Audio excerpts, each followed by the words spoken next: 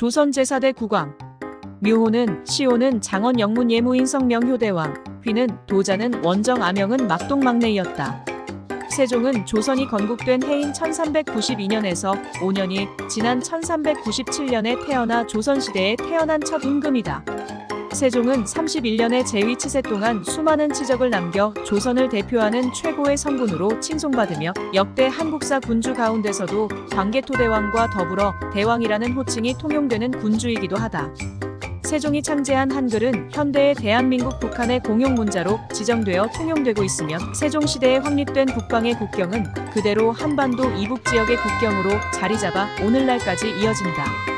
그만큼 세종의 치세는 현대 한국인의 문화와 생활에도 큰 영향을 끼쳤으며 이러한 업적으로 인해 세종은 이순신과 함께 한국인들에게 가장 존경받는 인물 중 한 명이다. 첫째로 세자가 기행과 방탕함으로 입지가 약화되어 가고 있을 때에 맞추어 충녕대군이 공적인 자리에서 총명함을 드러내었다. 이때마다 어김없이 태종이 세자와 비교함과 동시에 칭찬하고 신하들이 역시 칭찬하는 분위기로 흘렀고 이는 세자의 심기를 많이 건드렸다. 둘째로 세자의 망동에 대놓고 직언으로 간하기도 했다. 매형인 이백강이 거느린 기생을 세자가 데려가려 하자 한 집안에서 뭐하는 짓이냐고 꾸짖으며 할머니의 제삿날에 소인배들하고 어울려서 놀다니 이건 또 뭐하는 짓인가? 라고 한 것이 대표적이다. 또 한 번은 나 새 옷장만 했다. 라고 자랑하는 세자에게 먼저 마음을 갈고 닦으라고 충고했으며 옆에 있는 신하들도 충녕대군의 말이 맞다며 모두 세자를 욕하는 등 세자의 속을 있는 대로 긁어댔다. 한 달 뒤 열받은 세자가 태종에게 그래봐야 말만 번지르르 하지 충녕은 심약한 놈이 틀림없다고 헐뜯자 태종이 충녕, 그 아이가 겉으로는 유약해도 결단력에서 있어서 당할 자가 없다. 라고 오히려 두둔했다.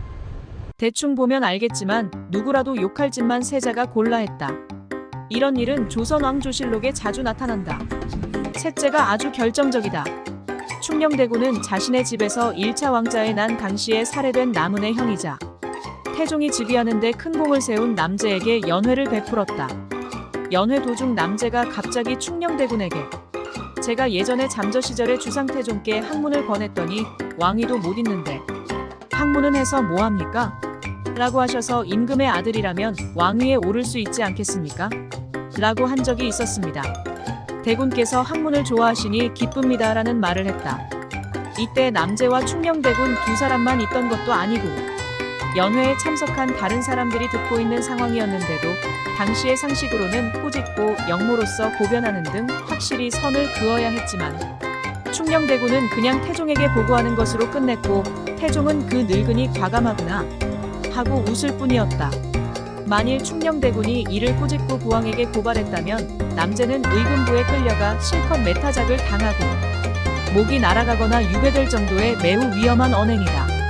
역사를 보면 알 수 있듯이 사석이든 공석이든 말 한마디가 목숨을 좌지우지할 수도 있는 것이 전근대 왕조의 정치판이다. 하물며 왕자가 보는 앞에서 대놓고 꼬드겼으니 조금만 삐끗했어도 남제는 물론이고 충녕대군까지 싸잡아서 역모죄를 의심받을 수도 있던 상황이었다. 이상의 일화들을 살펴볼 때 충녕대군은 분명히 왕위에 욕심이 있었다.